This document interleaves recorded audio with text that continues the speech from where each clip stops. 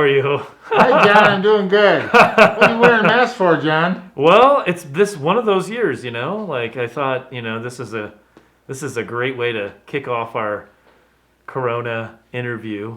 And Well, we'll always remember this is 2020. money.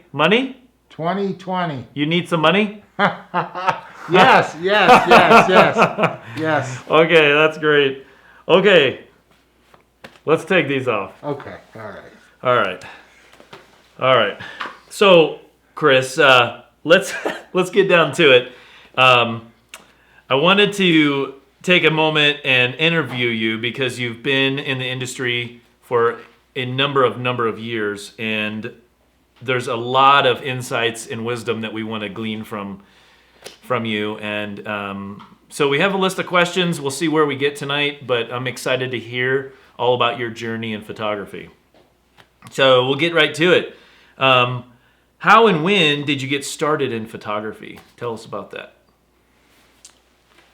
Well, I moved from upstate New York with three college buddies, and we took a 1974 Volkswagen bus to Dallas, Texas. And two of us didn't get jobs right away, so we were just reminiscing about, home. And my college buddy got out two binders that he had taken photographs while we were in college, and I didn't know it. And that inspired me. That was like, wow, you can record history. And so I got a camera and was really into sports. I photographed sports photography, which was car racing and boat racing and balloon racing, anything that would go fast. And the same spectators would come to the same events. So we became friends, and they started asking me to photograph like weddings and babies, and I would say things like, now I was really young, I would say things like, that's for girls. I don't photograph weddings and babies. I'm a guy, man. I photograph sports and car wrecks and boats that blow up and stuff like that, right? But they asked me so many times that I thought, I should look into this. So I had a favorite camera shop in Dallas, and I bought all my equipment from this man, and this was in 1984. And I told him one day that these people were always asking me to photograph their wedding. So he brought me a book, and he said, take this home and read it before you say no. And it was how to photograph a wedding. And it was like this thick. But the back of it, and I had never been to a wedding, and the back of it was how to price it. And for some reason, that really interested me. And so eventually I said yes, I would photograph that wedding. And it was about a year later, I wasn't photographing any sports. I was just photographing weddings and babies and high school seniors. And I was a big snow skier and still am. And I wanted to live in the mountains. So I came here in 1986 and took a 5-day race clinic at Copper Mountain during spring break. And I went back to Dallas and I sold everything I had. And then May 31st, I was here. I decided to start over. I used to teach water skiing in Dallas, and my buddy that inspired me to get into photography, we had a boat and sold the boat. I had a camper, said goodbye to all my college buddies, and moved here, started over. And the main draw was the snow skiing? The snow skiing. Wow. Mm-hmm. Wow. Mm-hmm. That is unbelievable. Mm-hmm. And I've done a lot of skiing. I ski raced for 5 years. Wow. I was the president of a ski club for 5 years. And so, now Dallas was 1984, Mm-hmm. and then Colorado was 1986. 1986. Okay. Wow. Okay. All right, so let's get to it. Let's see. So we kind of talked about, did you have a certain inspiration that caused you you kind of talked about the history. You could record history with a camera and photography and stuff. But was there something else that inspired you to get into photography? Well, probably like most photographers, people complimented my photography, and then it got so good. People called it catnip photography. It just felt like people wanted me to photograph them, and when you're wanted, it's like, why not do it, right? Mm-hmm. It was awesome. In the 80s and 90s and 2000s, it was unbelievable. Wow. Okay. Let's go back a little bit. Let's talk about, you said you mentioned New York, upstate New York, right? Let's talk about that journey from New York to Texas. Where did that fall in? Was that college years? So there was no work in upstate New York at the end of 1982. So there was four of us that were roommates, and one night we all decided that we didn't want to stay in New York. There was no work. So one of the guys threw a dart at a map and it hit Dallas, Texas, and right after graduation, that's where we went.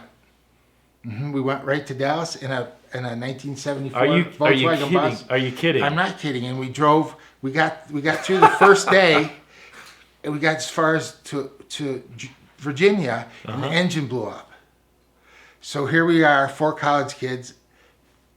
I think we had like $500 and $600 and $700 each, and now we had to replace a motor to get to Dallas, and we did. It's a long story, but we spent a week in Virginia replacing the motor at an Atlantic Richfield gas station. The owner was really cool, and he said, use my shop, and we did it and went to Dallas. Wow. It wasn't until a couple years in Dallas that I really liked photography. Okay. Cool. All right, let's continue on. I got some questions here. So, what were your steps to becoming successful?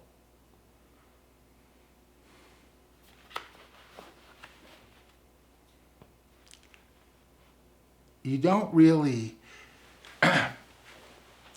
I was a shy engineer. Worked in a cubicle, designed mechanical parts for the Air Force, and when I got involved with photography, I realized that can't be shy. You got to learn to be able to talk to people, and so I did. I actually did enough business to have a lab, and the lab people took me under their wing and started my journey. Then I started going to events, PPFA events, and I did 3 apprenticeships under great photographers. William McIntosh, who's still alive. I met him in Oklahoma at a seminar, and he lived 2 blocks from me in Dallas. I didn't know that. He called me, and I worked with him. We worked on a project where we photographed the 26 most influential people in Dallas, Texas. Mary Kay, Joe Thomas, the founder of Southland Corporation, bank billionaires. And billionaires in the 80s, that was a big deal, right? Most were millionaires. So we did that project together, and we had this great bond. And then I worked with a wedding photography studio. They had four studios and a lab. And I would go and do an apprenticeship with the advanced photographers. And then when I had enough knowledge and I found Colorado, I said goodbye to all that and came here and hung my own shingle. The new start, when that was the kickoff of. So do you feel like, looking back, do you feel like those key components like the lab taking you under their wing and all the mentorships with Bill McIntosh, and do you feel like those were just key steps, like and those people sought you out, right? Yeah. Well, Bill did, because I left him my card at the Little Red Schoolhouse seminar in Oklahoma. Mm-hmm. And the other two apprenticeships, I answered ads in the newspaper. Okay. They were looking for, starting photographers. Mm-hmm. And I did a lot of business in Dallas. My business in Dallas grew so fast that I knew that I would have to decide where I wanted to live. And I liked Texas, but there was too much traffic and it was too hot and too buggy for me. So, and I don't really mind the cold, and so I came here. Wow. Cool. So, okay, so let's shift gears a little bit and go to business. Like looking back over you have many decades now of business experience. Mm-hmm. What were some key points along that journey that you can look back and say that was a key time or a key principle to your success? Can you come up with anything on that? Well, I'll tell you, the Guild was a big deal. The Guild was a great learning experience. Sure, okay? Yeah, let's go for it. Okay. Yep. So there was a lab in town. It was called Accent Photo. And the owner was Sally Seidlitz, and we became great friends. She was an awesome person. She helped everybody with their photography that wanted to get better, right? I mean, your lab would call you in after you would submit your rolls and say, hey, you're not doing this right, or this is great, keep this going, and really educated the photographers. The local labs were great, but Sally with Accent was the best. And there was a guild here, and I'm not sure it was called the Professional Photographers Guild of Colorado Springs, but there was, and it was basically 8 or 12 people. And so I asked Sally, because I belonged to the guild in Dallas. Mm-hmm. And I said to Sally, is there a guild here? And she says, yes, but don't join it yet. She said, they're going through a rough time, and there's too much negativity, and don't belong. And I struggled with that, because I really liked the guild that I belonged to in Dallas. And then one day I dropped off some film at Sally's, and she said, it's time. It's time for you to join.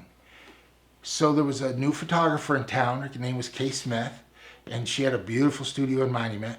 And so I went up there, not knowing very many people, and Paul Godfrey was there, and Dennis Beebe, and some other photographers, Regis Bernard, and they said, we talked about having a guild, and because I belonged to the one in Dallas, they thought I had a lot of experience at guilds, and they said, would you be the president, and we'll restart this? And I said, sure. And so I went to a seminar. I traveled the country to learn about guilds and to learn how to build this studio and to learn about the fellowship. I went to a lot of photography studios around the country. And somebody said to me, and I don't remember now who, is if you want a really good guild, you need to belong to the Professional Photographers of America, because you can give merits and for people to advance their careers in photography. So I called PPFA, and they sent me the information, and we filled out the information to become an affiliate with PPFA. And I'd say that was about 1991. Mm-hmm. And then it took off. I started going to PPFA events, which I'd been to some in Dallas. PPA was in Dallas and Arlington, but that's where I started meeting speakers that would come give presentations to the guild for a meal and a merit, is what we called it, mm-hmm. right? And I've had many speakers stay here, so we didn't have to put them up in the hotels, and so the guild really helped advance my career. Mm-hmm. So after you were asked to be president, mm-hmm. did you then decide, okay, I need to travel the country to figure out and visit these other guilds to get information about starting a guild here in Colorado Springs? No, I visited studios. Studios, okay. Studios, Studio tours right. and Yeah, I would. It was right before PPFA started their Super Monday program, because I remember I should have.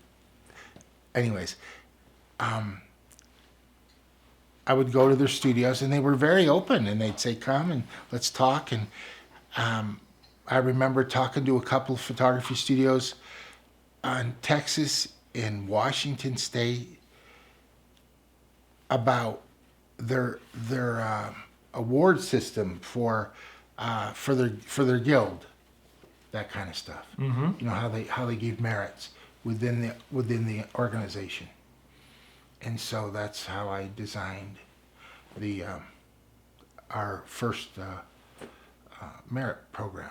Mm-hmm. And photographers, they'll spill their beans. They'll tell you everything, Yeah. everything you want to know. Mm-hmm. And they did, and I just used it to advance my career and advance the guild, and Mm-hmm. I got involved with the Professional Photographers of Colorado, and Yeah. got on their board and was president several times for them. Mm-hmm.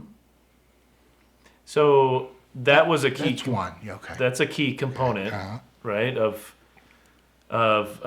your success. What's another? Building this place, Okay. Yeah. the studio was. Uh-huh. I did it. I started out of an apartment, and my apartment number was my suite number, and it worked. I still have the business cards. I was on the suite 201 on the second floor of an apartment complex, and apartment 201. Yeah. And I put suite 201 on my business cards, and they came. Yeah. And they came. Nobody ever made fun of it or looked at me funny that Right. And I just did it, and it worked. And then I was able to buy my first house that was a regular house, and then we built this. So you didn't just jump into it. Was this always a dream to have, your studio in your home, like on a piece of property? And I mean that just is so neat. Let's go there. Let's talk about that for a little bit. Like, do you feel like you need to have?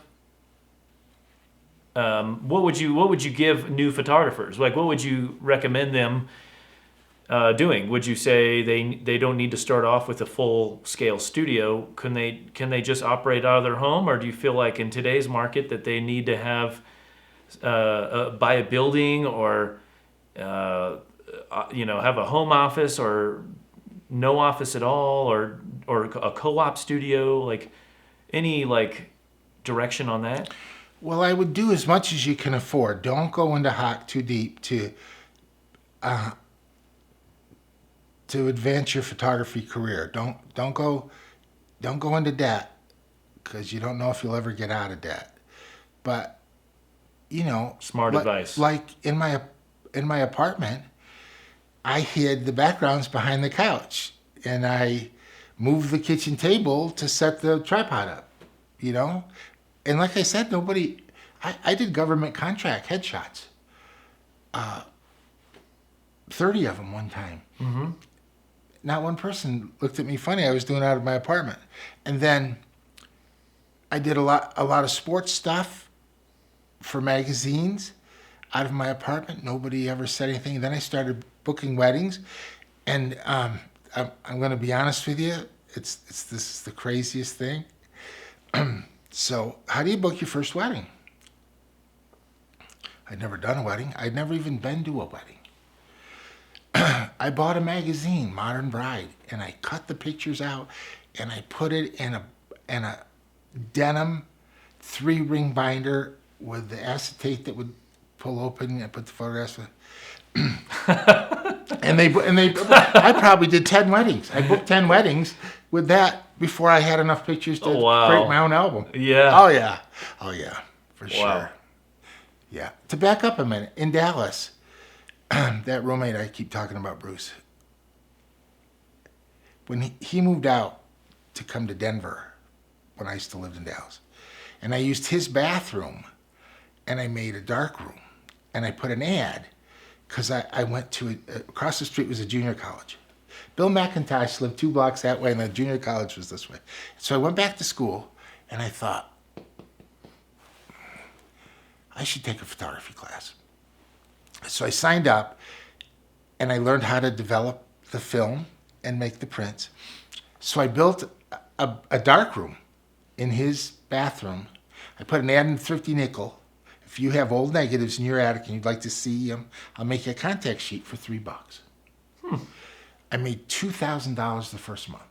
I thought, this photography thing's going to work. Wow. It's really oh gonna my work. God. It's really going to work at $3. I worked around the clock. I would forget. If you ever worked in the dark room, you forget what time it is and you just keep working and working. Yeah. And then all of a sudden you go in at dark and you come out, it's light, and vice versa. It was a blast. And I thought, wow. I probably could do this. All right.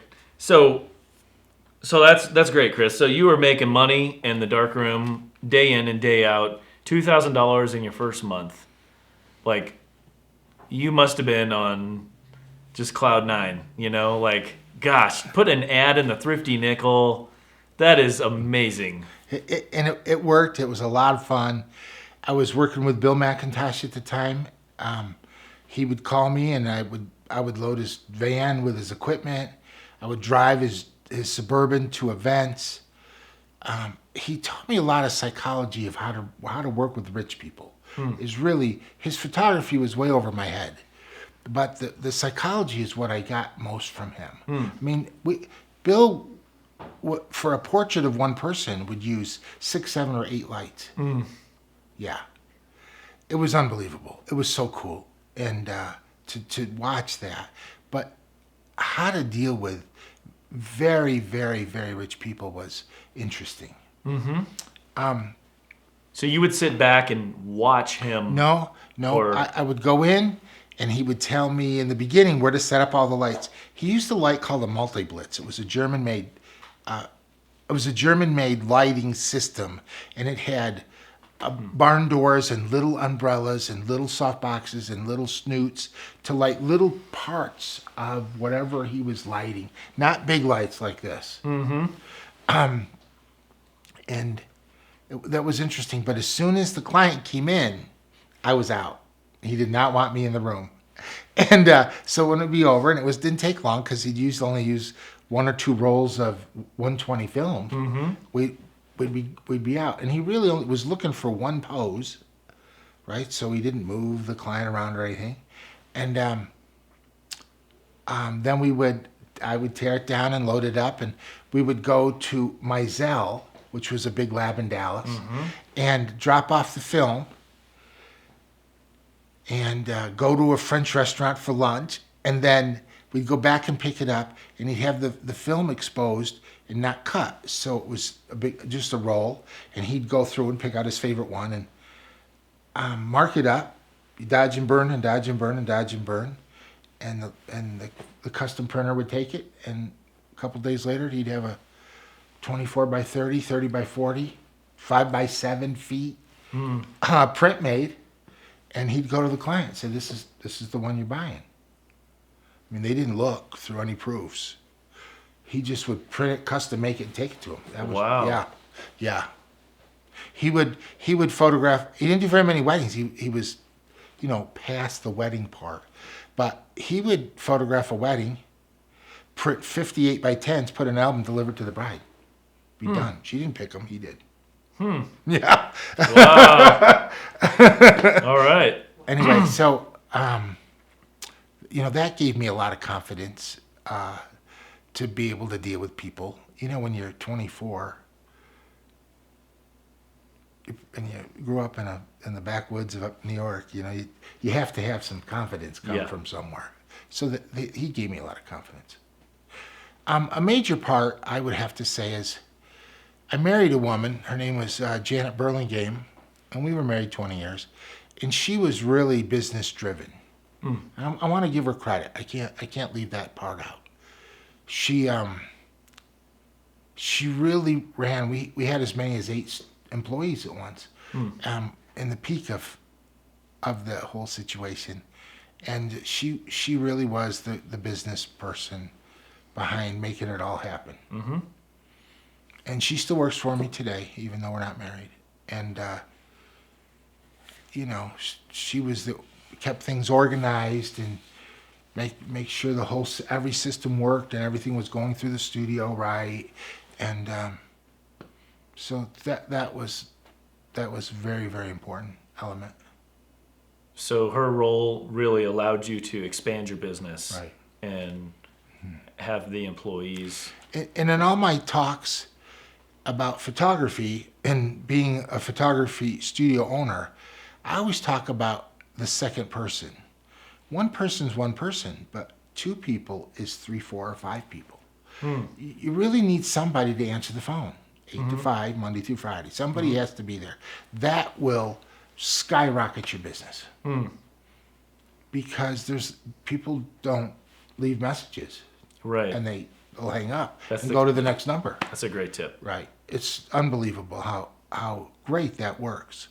So that was a great part of this business. So there was did Janet, she was the phone person, or was there eventually along the way it changed? Yeah, it changed. Along the way it changed. We had 3 phone lines because we would get 3 phone calls at the same time.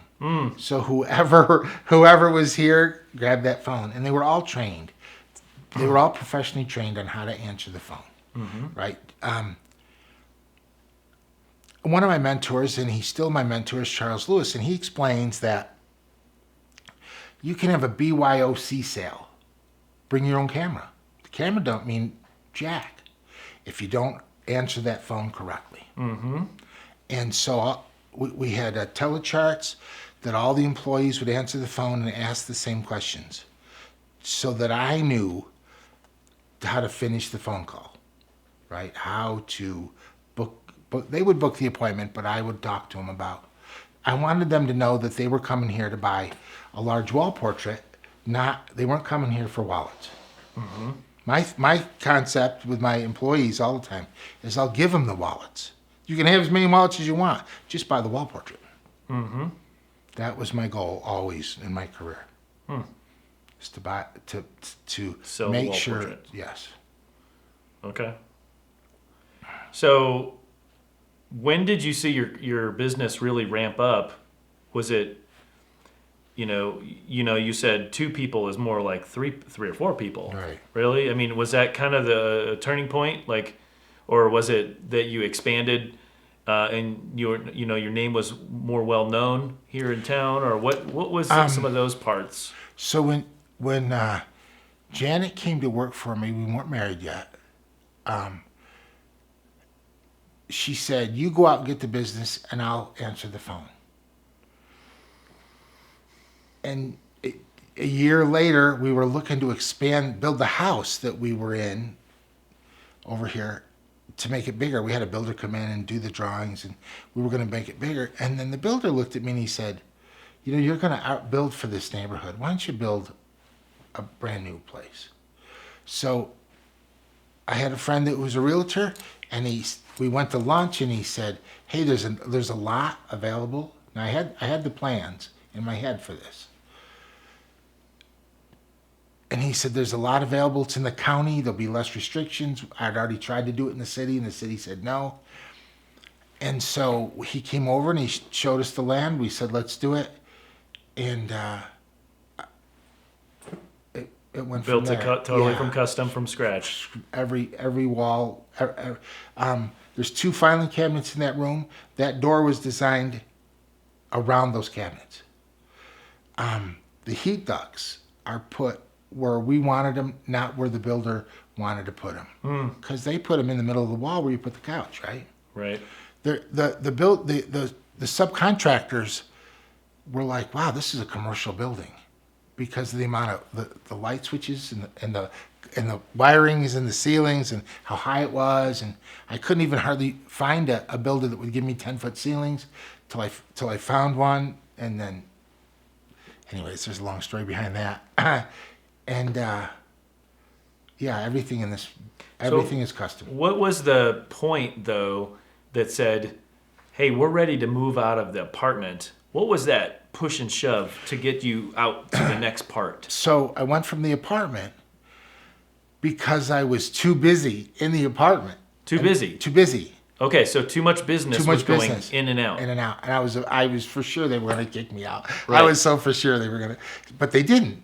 And actually I could see the house that I bought from the apartment, Woodland Hills Apartments, across Cottonwood Creek, the road Deliverance, and Maverick. It was the house I bought. It went up for sale and I bought it. Mm-hmm. And it was a regular Colorado home. Mm-hmm. And so it had a heat duct in the basement. So it had 7.5 foot ceilings. It worked for 5 years. 5 years. And then I was busting with props and clients. And so then Busting at the seams. busting at the seams. And so you knew that was something time had to get- change. yes. And so it was really that you were driven by business to go to that next level. Yeah. So then that's when the custom studio came. Yeah. Okay. And then you're in the thriving years of your business, right? Mm-hmm. And that was are we talking 1990-ish? I 95? bought the land in 93 and moved in 94. Okay. Yep. That's great. So that's great. So I think that would really help, can you talk a little about like having a commercial building versus having a custom studio built, versus the pros and cons maybe of like when would you decide to say, well, I want to build a custom studio from scratch versus just renting a commercial building or Well, something like that. In those mentors that I had, right? One of the mentors was a retired bank president. Okay. Before he retired, I went to him and asked him for a loan. He said, "You have a business plan?" I said, "What's a business plan?" He said, "I'll give you it and bring it back to me." So then we became friends, and I would go to the bank and see him. Now, you can't do that today. They're branch managers, and they go from branch to branch, right? There's very few bank presidents that you can be friends with. Well, anyways, back then, we became friends, and he said he taught me about bookkeeping and how important that was, and how important it was to keep track of your clients, and how important it was to be friendly with bank presidents because someday you'd need money. And then he said, "Don't ever lease. Work from your home." Now, he didn't know about this, of course, back then. But so this just grew from that, So that was advice that you took from the bank to heart president. from the bank president. Right. Okay. Well, that's great. I think that's, He said, because someday you'll have something to sell. yeah. Yep. I like it. Let's rewind. Let's go back to the guild. And we were talking a little about that. Let's go back and talk about, you talked kind of about how the beginnings were starting to form. Let's go into more of the thriving years of the guild and how did those come about? Can you talk about some of those years? Well, so we started at K. Smith's studio and home in Monument, and then it grew. And then there was people coming and liking what we were doing and talking about, right? And so our first big location was a retirement home on Bijou off of Union. There's a 10-story building, and it's a retirement home. And so I went down there and I said, "Do you have an activity room that we can rent?" And the lady said, "Are you a nonprofit?" And I said, "Yes." He said, "Well, we have a whole floor for you." So we went from her home way up in Monument to the Union and Bijou to that tall building, and we were there probably 10 years. Oh, wow. And the problem was the air conditioning didn't work really good on the 10th floor. And in May, June, July, and August, man, that place was hot. Yeah, the speakers would come, we'd sweat. You know, everybody knew how hot it was going to be. but it worked. It worked really good. You know, and then we implemented procedures and things worked really good with the guild then. And then something made us move. Oh, somebody just said, you know, hey, do we really want to be here in the heat again? So then I found a place, the Viewpoint, which is on Rock Rimmon. And we were there probably 8 years. They had an activity room, and they were really good to us. Most of the time it was free. Every now and then they'd get a director that says, oh, you know, we got to charge you $25. I'd say, no problem. You know, it was a nice room, heated, air conditioning, all the old people, they loved us to come. We would do, once a year, we would do photo shoots of the old people, you know, and give them the pictures. You know, we did so much with them. I mean, they were really excited. And there's lots of personal stories. I got to tell a personal story. Yeah, please. About Terry Moore. So Terry Moore buys a brand new truck. Him and Pat are doing the presentation at the Viewpoint. So I get there early to help him. And like a lot of commercial buildings, there's an awning, right? There's an awning. And so he drives in with his new truck. It's been raining. And he's got the windshield wipers on, right? And we unload the truck and we go and we set it up and we do the guild business, and then him and Pat do the presentation, and everybody leaves and we're tearing down the stuff. We take it outside. The windshield wipers wore the rubber off because it was under the awning and there was no rain, right? And so when we got out there, it was going, It had torn off all the rubber from the windshield wipers, and dug a scratch through the windshield. Brand new truck. Brand new truck. And Terry and Pat and I must have 40 of those stories. Funny. Did he leave it running the whole time? Well, I left it running the whole time, unlocked, windshield wipers on. Oh my gosh. Okay, so we were there, and then for I'd say like 8 years or 10 years, and then they wanted to use that activity room as another room for residents. It was one more room, and they used that room, and so the place down in Bijou. It was like a church. It was a chapel on the weekends, and then at night they did arts and crafts in that room. It probably held 75 people, chairs, and we do just like we did now. We would come in and we'd set up the chairs, and when we left, we'd put the chairs up. All these years we did the same thing. But they wanted us to go, so Pat Moore at a board meeting said, I think the police and fire stations that they're building all the way through all over Colorado Springs have a auxiliary room. So I went to the police station at Kelly Johnston, and they said no, every night is booked. And they said, but why don't you try the new one at Dublin? So that's how we got there. And it worked. It works really nice, right? Yeah. I mean, all the rooms we've been very fortunate all these years. I mean, I know guild people that would beg, borrow, and steal to go use like a back room at the Golden Corral. And there wasn't guilds went up and down. So at one time there was a lot of guilds, and then one time there was only a few of us in the whole country. They had gone away. Why do you think? What was the? What do you think? What's the up and down part? Is that economy driven? Is that like? Yeah, I'm sure it is. Okay. Yeah, because in my career, we've had 4 ups and downs. And so I would say it was the economy. Because right now there's a bunch of guilds, aren't there? When you go to PPFA, isn't there? Yeah. There's lots of states. Well, there was a time there wasn't lots of guilds. There was, and photographers would take flights. Our guild members would go places, and they would come back for a guild meeting and say, hey, I just went to Hawaii and I sat next to a guy that heard about the guild in Colorado Springs and how exciting that was and how they wish they had one. I mean, it happened many, many times. So they know about us Yeah. out there in photography land. Yeah. Yeah. Wow. We made a stamp. So we've talked about the past. Let's talk about the future. What are your thoughts on the future of professional photography? It's kind of a loaded question, but It is. just some thoughts.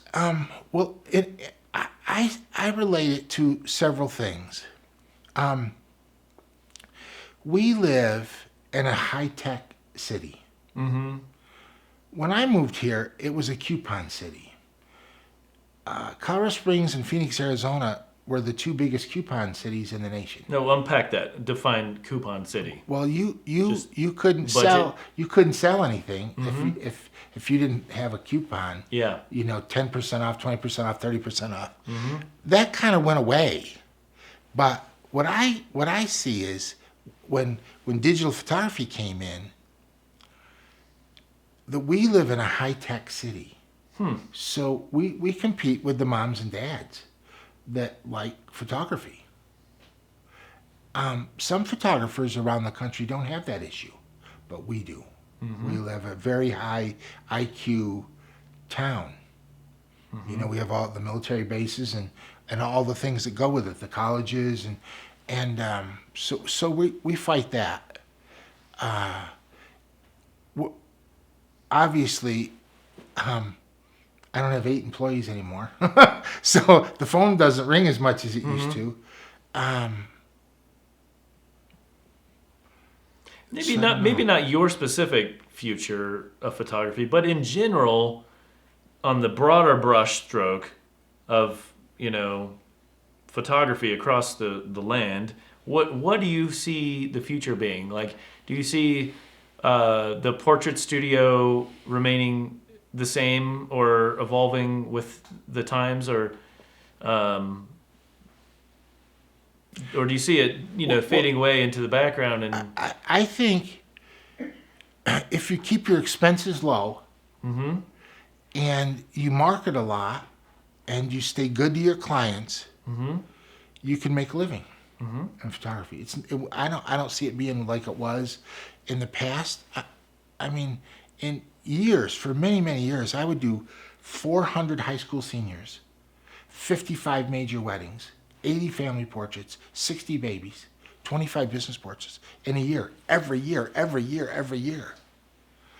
I don't see that coming back. yeah, But I couldn't do it anyway.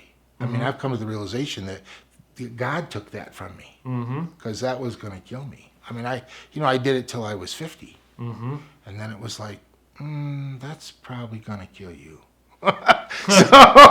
so, I mean, 55 weddings, I was never home. I mean, Yeah. I was always right? And when I was here, I was doing 8 to 10 high school seniors a day. Janet was doing view and chooses, 8 to 10 a day. I mean, we would start early in the morning to go late at night. That's why we needed all the employees to do production and call answer the phones and make appointments and all that kind of stuff. So, the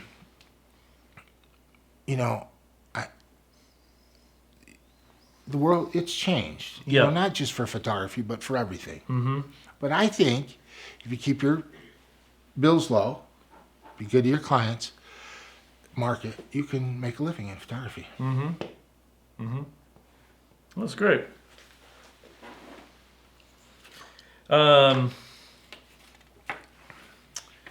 Let's see, where are we going, Chris? Let's go.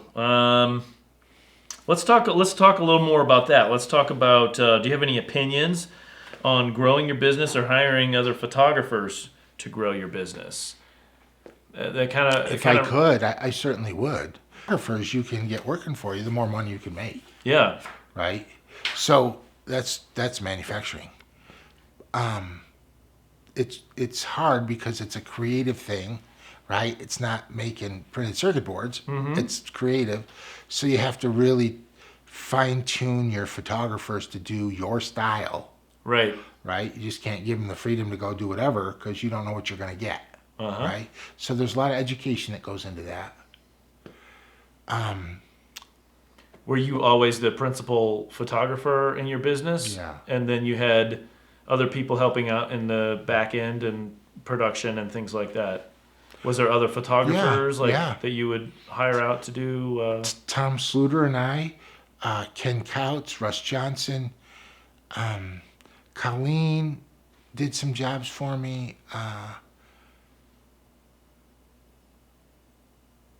And then we would help each other because Tom would get booked and he'd ask me to do something or whatever, right? So it wasn't, we helped each other. Yeah. So that's a viable way to run a business successfully. I mean, Yeah. it's to really offset some of the load. Right. It's a way to keep a client. So Yeah. if you have a client 2, 3, 4 times, then you can't do a job. If you can get it done for them, then you get to keep it.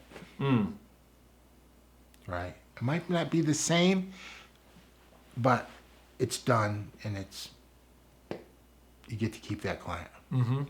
When you're double booked. Photography was so great and that Terry Moore, when I bought the family studio, he invited his clients to come meet me. He said, "This is the guy that got us started in Colorado Springs." I would refer so much business to Pat and Terry that I couldn't do. I mean, I was already 7 days a week. I mean, I worked many days, 100 days, 120 days in a row. No days off. Worked all night and all day. That I gave so much business to so many photographers out there that helped them build their business. It was great. It was fun. It was fun.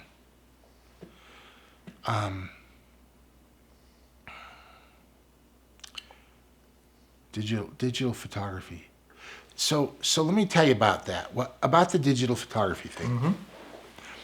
I say it's three things. First of all, when the economy is down, so the last 3 years have been pretty good, right? In photography, we've been getting steady phone calls, right? Yep.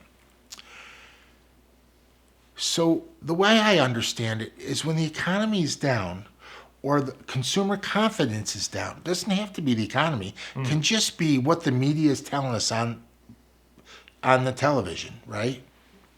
When consumer confidence is down, people do their own dry cleaning, they mow their own lawns, they paint their own houses, they wash their own cars.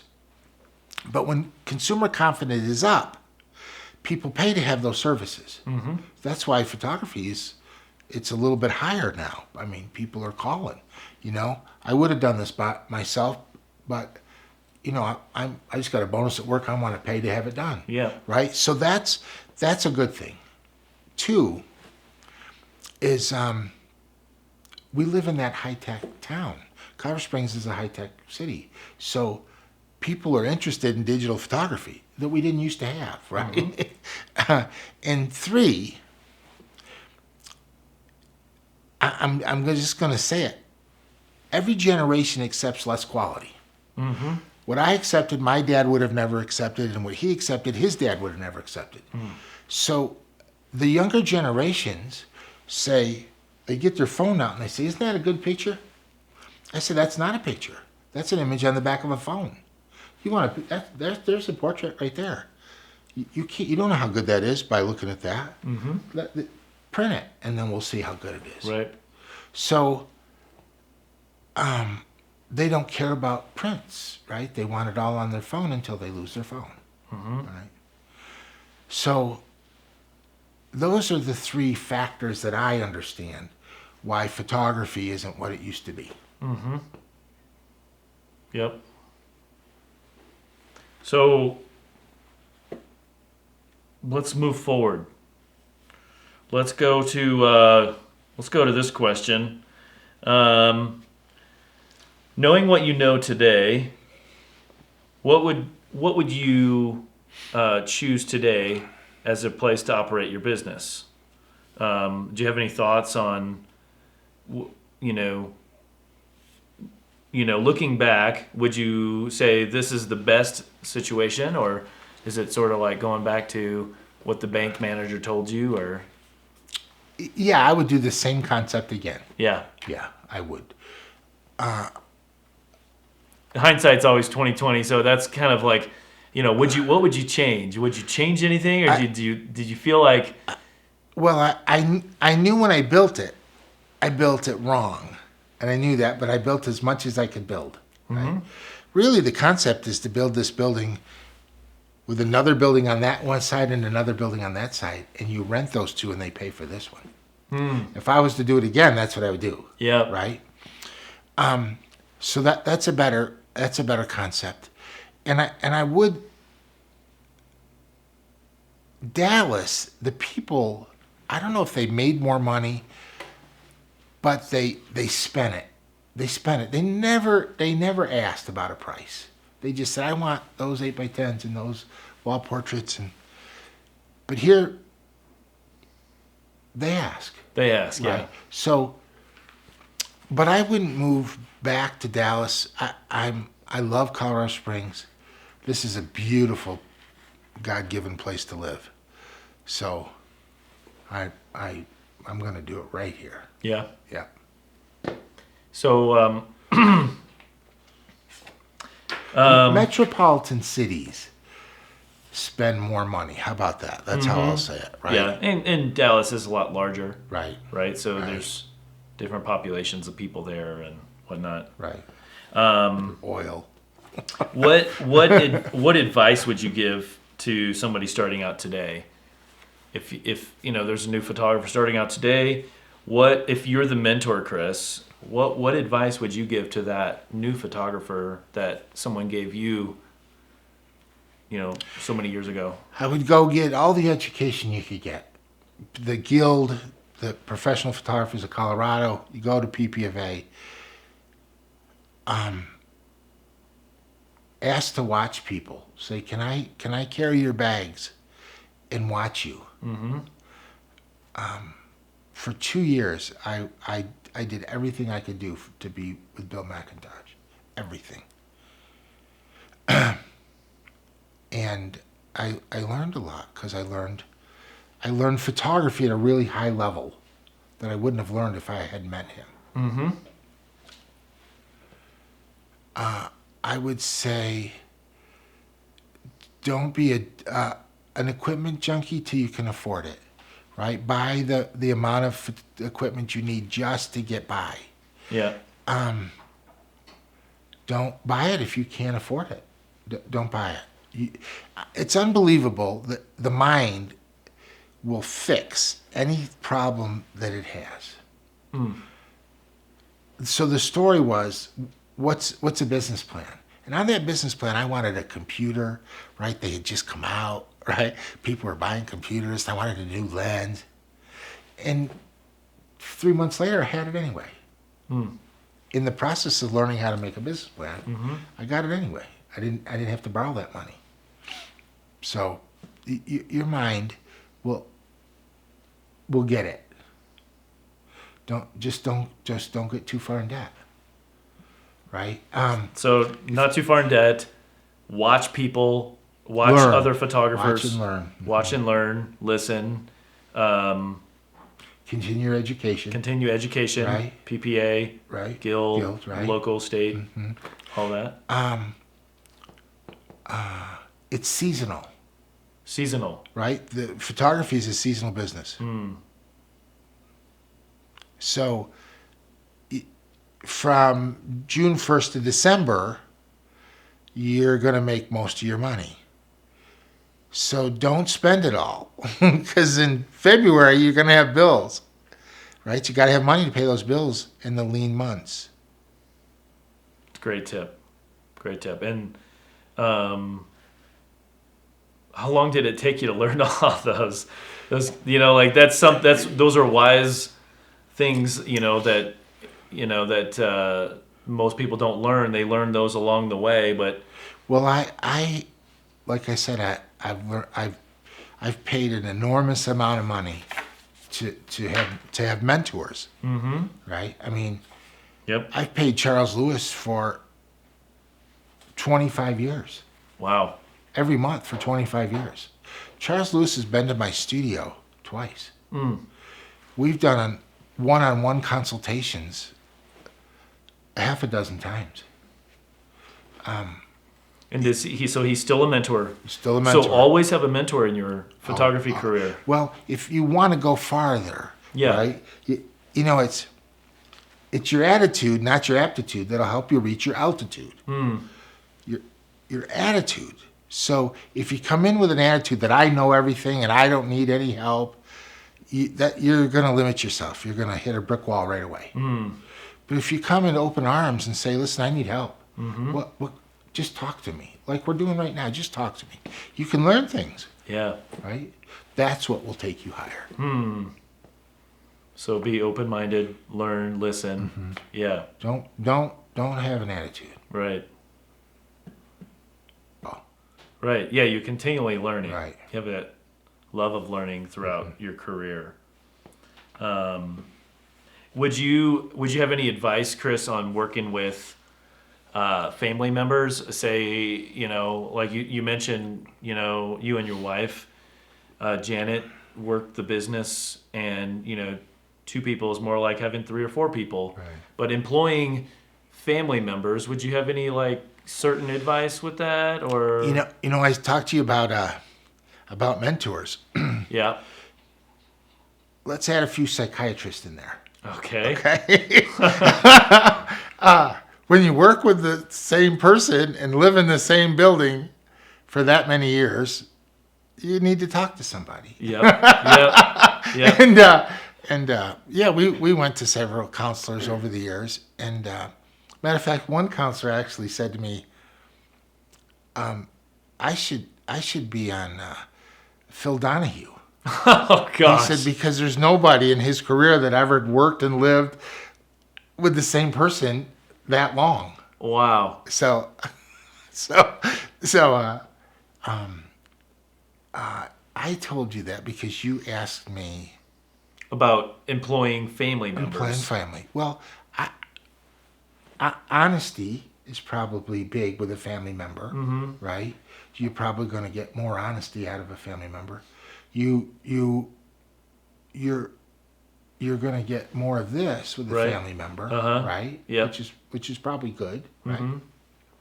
Keeps you straight, keeps you honest, keeps you on your toes. We're employees, they leave at 5:00, and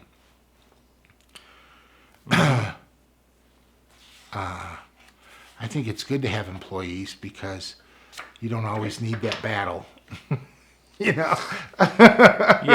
Right. Right. I know a lot of photographers that were very successful that worked with their spouses. A lot of them. Well, that's great, Chris. Let's push pause, and we'll return just in a few minutes. Hey, welcome back. Here we are. Chris, take it away. So about 6 months ago, I was looking through some old photographs, and I found this one. And this is how I started. This is me at 24 years old, and I used to go rattlesnake hunting in Dallas, out west of Fort Worth, a little town called Woodson, Texas, with a buddy, and his name was Rocky, and he was all Texan. And we would drive a 57 Chevy out to this little town, and all his relatives and everybody would get around, and I inherited the name Yankee Chris because I was from New York, and I was the greenhorn of the group, and I would have to carry the bucket of rattlesnakes. Oh. So, when they hand you this bucket, it was like a potato chip.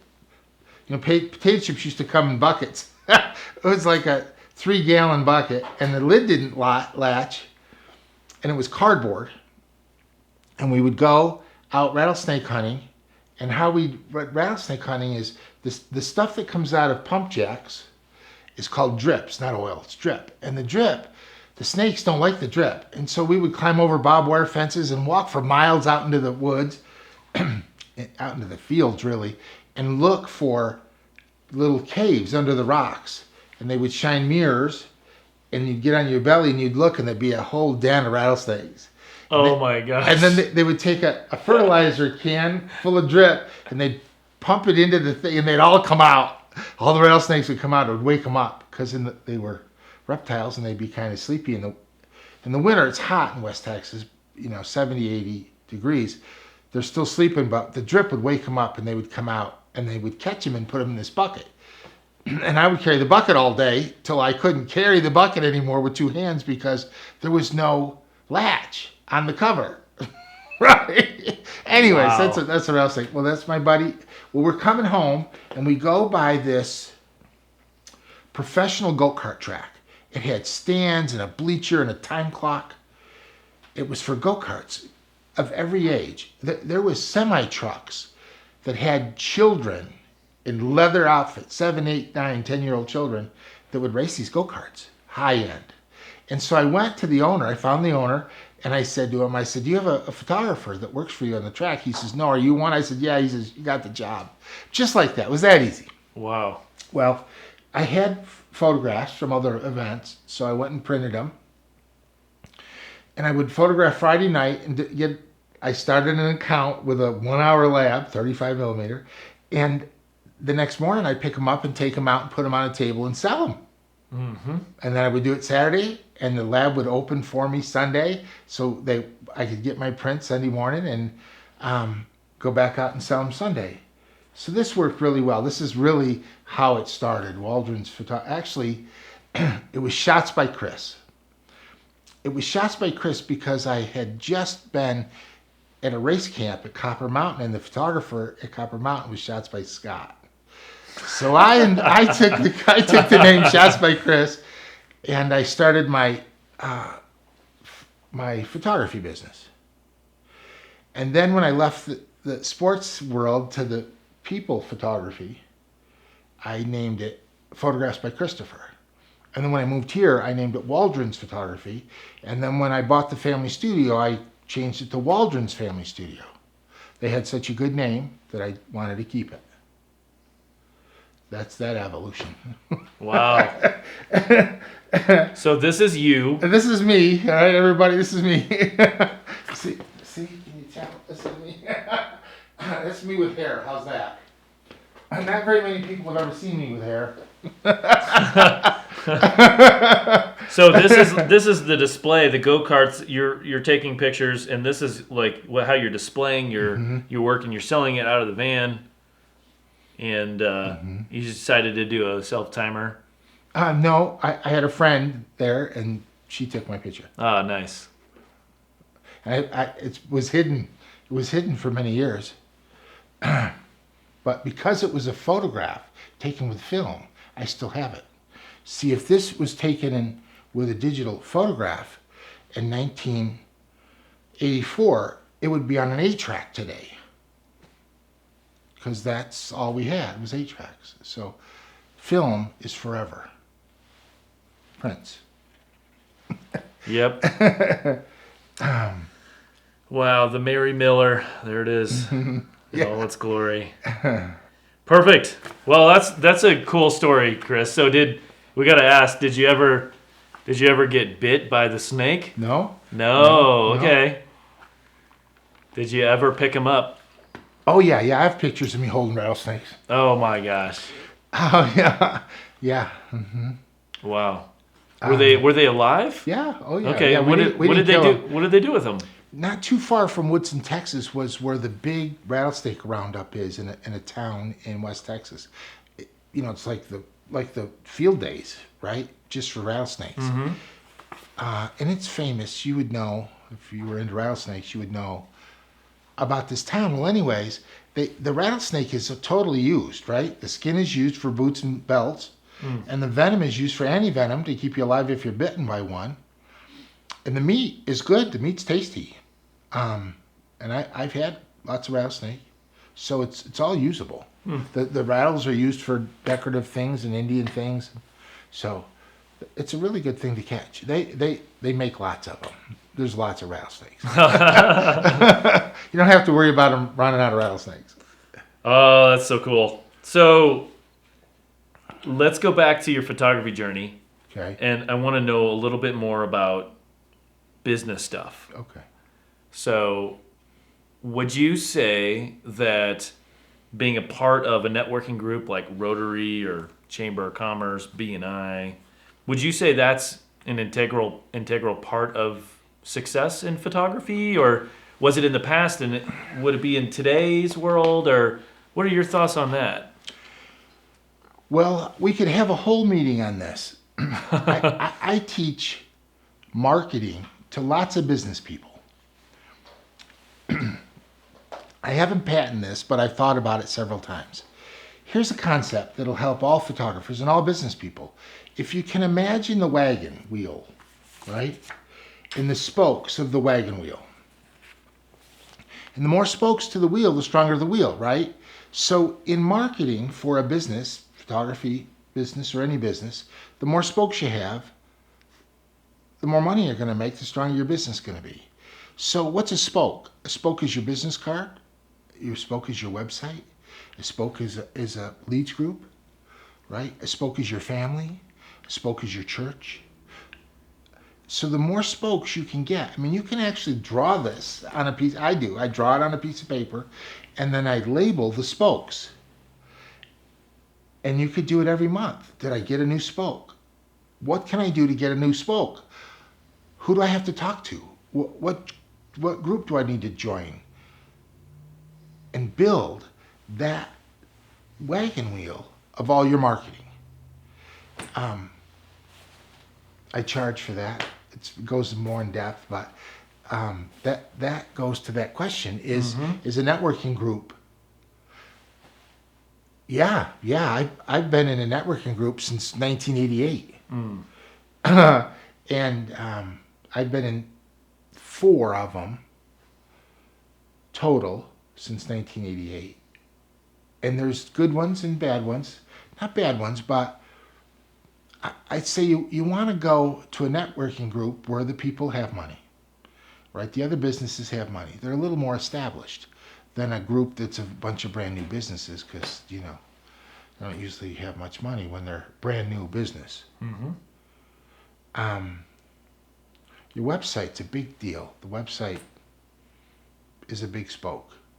Your family can really be a big spoke for you, right? I mean, if your family talks about you, if your mom and dad should be talking about you, right? Your cousins and your aunts and uncles should be working for you, right? You're probably doing photography for them anyway. So, yes, I totally believe in website leads groups. Cool. So tell me a little bit more about the few things that made your business sustainable. Okay, here's the. I'll say this is the number one. Now there's a lot of them that are equal, but here's a big one. It's how you show your images to your clients. Okay. You have to have a system. The system starts with the telephone, right? And how you answer the telephone, and how much you can educate the person on the phone. And then I have been trained professionally and done it for many years, so I can swear by this, is to have the clients come to your studio. And you have a PR packet, and you explain to the client all your rules and policies.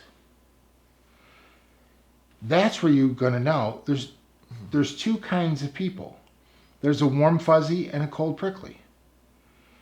And that's when you're going to know which one is which, because the cold prickly is going to be a pain in your butt the whole process of doing this. So that's the time to know to let them go. Don't work with them, or you'll go bald early, or you'll have an ulcer, or you'll quit your business. There's plenty of warm fuzzies, especially in Colorado Springs. We have lots of warm fuzzies here. They're the ones that don't even ask the price. They say, okay, I'll come in and see you.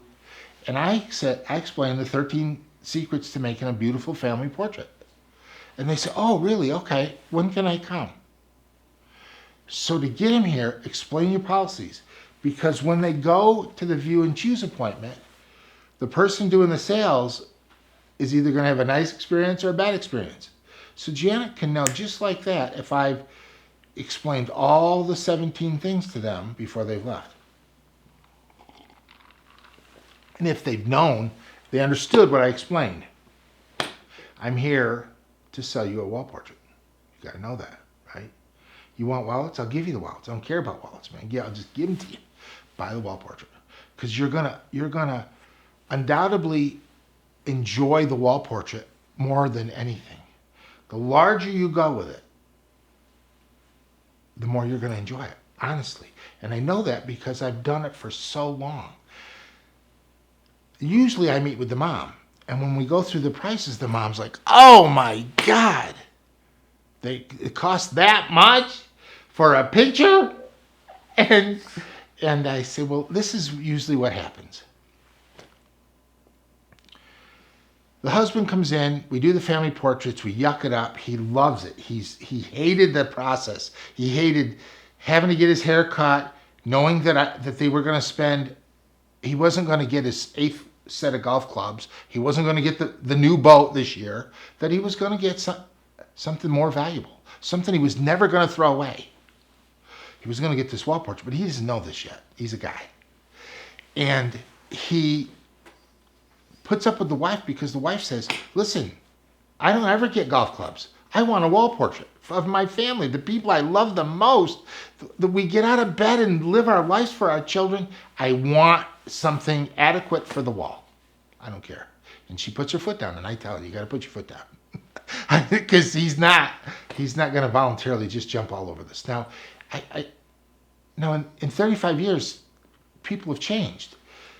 35 years ago, the man ruled the house. He was in total control of the money. That's not so much today. They've gotten softer. Men have gotten softer. For good or bad, they've gotten softer. And so they're a little more open to this than they used to be. Anyway, it used to be the husband would call me on the phone and say, what are you doing? Telling my wife she should have a portrait on the wall that costs this much. Anyway, so they're a little softer. In the process, when they come back to the view and choose appointment, they already know the prices. So I call it the calculator law. When you hear $2,000 or $3,000 or $5,000, it hurts. But if you sit on it for a few days and you calculate and you think, well, and I tell the wife, I say that the husband is going to go right over to that wall portrait when it hangs in their home. Anybody comes into the house, he's going to go stand right by that portrait and gloat. He's going to say, this is my family. Because they're going to say, look at John, look at that beautiful family portrait.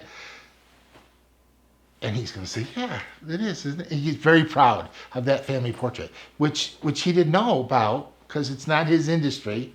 He didn't know that they was going to have those feelings and it was going to be that important to him. Because I've had families come 2 or 3 times and buy them.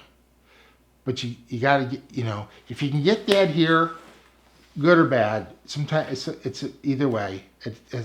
Because he doesn't know what the wife knows when she comes for the presentation. You don't do that presentation, they're going to come by an 8x10. Simple as that. Because they think that's the big photograph, is the 8x10, right? I'll give you the 8x10. I don't care. Buy the wall portrait. So, the room that's made the most money isn't this room. It's the view and choose room. So there's 13 computers and 2 servers, and they're all hardwire, Cat5 wire, right into that sales room. So all the images are on a server. I do my stuff. They go on the server. Janet can pull them up and put them to a software that shows different sizing and cropping. And they sit on a love seat and they see them big, and they invest. And in the consultation, I call it investing. I don't say the word purchasing or buying. Investing. I've bought 5 couches in my life, and I've bought expensive couches. I don't have them anymore. This wall portrait's going to hang in their home the rest of their life. Matter of fact, their kids are going to get it. That's an investment. When you invest in something, you get to keep it. There's no cars or boats or golf clubs or furniture or appliances that are investments. They're all throwaway. So explain it that way. It's more important than the couch. The couch will come and go. This portrait will hang in their children's home. So the projection room, the view and choose room, is the most important room. Having the consultation will get people thinking at that level of wall portrait, because they don't think, it's not a natural thing to think of. That's our industry. That's not their life. They don't know what that means until they've been here and they see it. So you got to do there's a system to this. And when you don't do part of the system, you get bit every time. You got to do the system in steps. When they say they can't come, you say, okay, maybe I'm not the photographer. Because you don't want your salesperson to get beat up. It's not worth it. For some 8x10s? No. Wow. Okay, Chris. So other sustainabilities that you might recommend? You got to answer the phone 8 to 5. Yep. 9 to 5. Yep. You got to return the phone calls. Yep. Right? The client's mad. Today, it's unbelievable today. I'm so disappointed. I am so disappointed. I want to vomit when they say that. I'm so disappointed. This isn't brain surgery. I didn't replace your knee. I took your picture. You liked it enough to order it. We can fix anything. If you see a booger and it wasn't replaced, we can fix it. If we missed that 5x7, we can fix it. It's all fixable, right? I'd hate to be a doctor. I'm so disappointed. It's the people. I just want to throw up every time I hear that. It's like, it's not, we'll fix it. We'll fix anything. We can do that. We have that power. I should put that on my sign. We can fix it. Don't be so disappointed. Just tell me.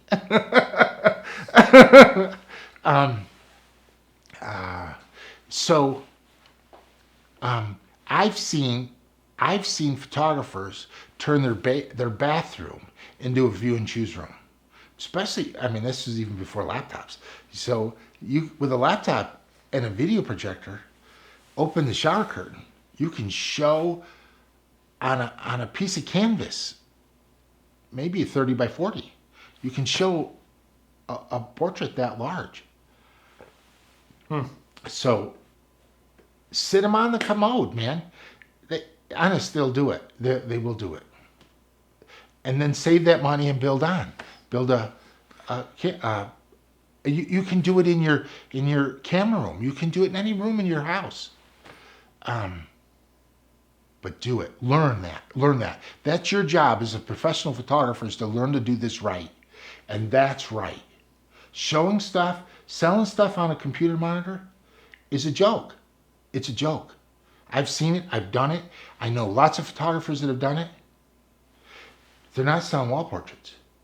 As a portrait photographer, just do the math, right? Do the math on a wall portrait versus an 8x10. How much do you get per square inch on a wall portrait per square inch on an 8x10, right? It's not even close. There's no question about it. You can't even argue with me. That's where the money's at, right? It's not only for us, it's for them, right? Nobody takes a wall portrait home and puts it in a drawer. They hang it up, right? An 8x10, sometimes they stick it in the drawer. They can't appreciate it. The best way to appreciate an 8x10 is when you're dusting it, because then it's close enough to appreciate it. But a wall portrait you can appreciate from across the room, right? And everybody that comes to your house, if you don't have one in your home, you need to get one made and put it in your home. You and your dog, doesn't matter, but get a large portrait hanging in your room, in your home, and you'll know the benefits of having get people happily involved in wall portraits. Well, that about takes the cake. Wow. That about says it all, Chris. I mean, I so appreciate you taking time tonight and sharing with us your career, your wisdom, your successes. Is there anything else that you'd like to share? I'll tell you a little bit about the studio. So the camera room, which you can't see all of it, was built square so you could photograph all the way around it. Okay, that came from Charles Lewis. The sets out back. This was just there was. I have a picture of this. I should have showed you. This was just a field. I planted 49 trees and 150 bushes, and I built 9 sets out back. I don't. The sets were really built while the trees and bushes were growing, and but I use them. The sets still today, so that I didn't have to go on location. Because when you start, you go on location. Well, you can't do 400 high school seniors if you're driving to the park, right? So I built the park here. So you can't see that. I have a lab. For many years, I printed everything myself, and I have a cold laminator, and I laminate. I still print some stuff, but I mostly use a lab. I started with a lab. I went to printing myself, and I went mostly back to a lab. Be framed, right? You might as well make the profit on the frame. So I frame everything. 11 by 14 and larger. I have a dressing room. I have a hair and makeup lady who's worked for me 19 years. So let's go back outside the portrait park. Is there any like key components that you would recommend? You know. Well, what I did, because it was a field, there was nothing here. Right. I strategically designed photographing areas. Photographing areas would be, so I have an oak tree that was a stick, and now it's this big, massive oak tree, and the red leaves in the fall are bigger than my hand. Beautiful for fall photography. I have a big hedge, where I can park cars and ATVs and horses, and this big hedge. It's beautiful, just green, but it's beautiful and it's thick. Well, all that's growing, you gotta have somewhere to photograph. So I built the sets. So I built a French cafe, a Southwest set, a Southern porch, a dock set, a park bench, a swing, those kind of things. And everybody loved them, but when the trees and bushes I got a bridge. Well, the trees and bushes were growing, I used the sets. Now that all the trees are mature, I mostly use the trees and bushes. Mm-hmm. So you got to get the plants started and design them in photographing areas, and then build some fun sets.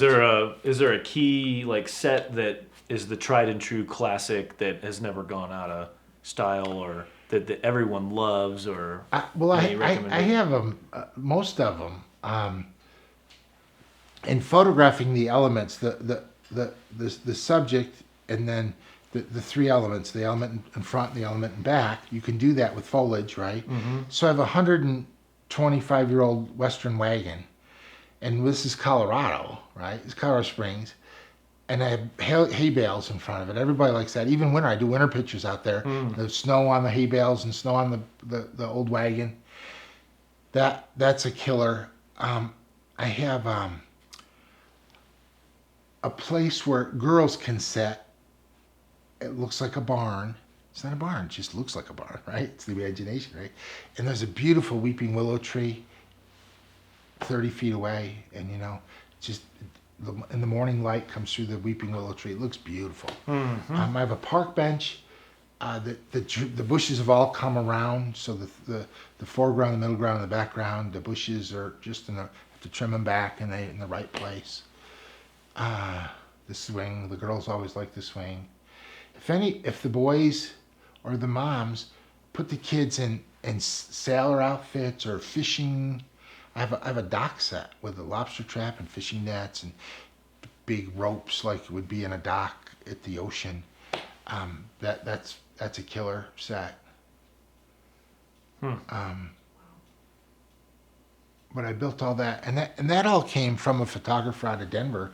His name's Brad Michael, and he had it all in his backyard. And so I got an old water wheel. They all love the water wheel, and there's a big blue spruce by it. I mean, I don't even have to say anything. When people see it, they just walk to it. Works real nice. So this is June of 2020. For 3 years, I've had a bear in my yard. Now people are starting to see it. With the Ring doorbell, people see, you can see at night in your yard. And I haven't said anything, but I have 6, 8, 10 piles of bear poop all summer long in my backyard. He or she comes. I have some thistle, and I think they love the thistle. And but there's 8 to 12 mule deer in my backyard at any time. In my bedroom upstairs is the set where there's a corrugated roofing for the sun, so the sets are all covered with corrugated roofing material, like a scrim, right? But I did this by myself, so I built a roof to let some light in, and the blue spruce was 11 feet tall. It's 35 feet tall now.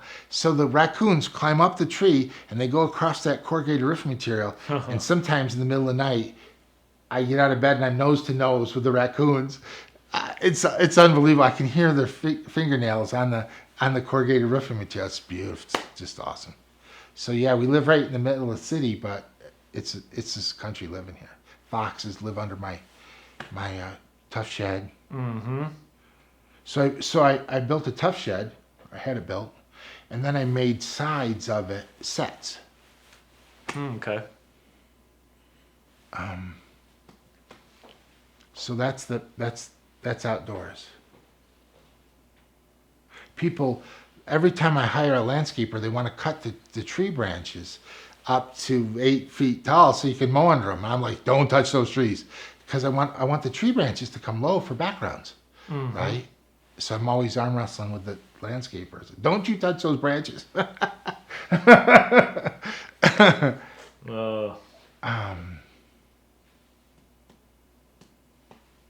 Well, a little tip that makes this is fun for your clients is I have an easel and I have a marker board, and I'll put a catchphrase from the old days. It was, I don't even remember where I used to get them. From a book on catchphrases. Today's Pinterest, right?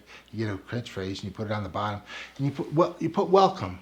It doesn't matter what age. They could be 90 years old or a mom with a baby. You put that name as they come in, and they're like your best friend. They take pictures of it. I mean, the high school kids get embarrassed, like, Mom, I'm not 5, right? And they love it, just to welcome them in. They know they're at the right spot when they see their name on the marker board. Right. Mm-hmm. So that's everybody should do that. That's a fun thing for your clients. Mm-hmm. Very fun. They put it on Facebook. I have on Facebook you have the history every now and then, 5 years ago, 7 years ago. Well, those pop up all the time from people that took pictures. Well, they came here. Not pictures of the kids, but pictures of the sign of their kids. Well, any last thoughts, Chris, that no you want to share with us? I'll be around tomorrow night if you have any questions. Don't hesitate. That sounds great. And no laughing at my first picture, okay, with hair. There you have it. Thanks for coming and watching another interview with the Guild. Thanks, Chris Waldron, for sharing all your successes with us. My pleasure. I was at a restaurant, and this man was eating across the table from me by himself. So I went over to him and I gave him my business card. I said, "You look like a Norwegian sailor to me." And he says, "People have told me that my whole life." I said, I want a portrait of you.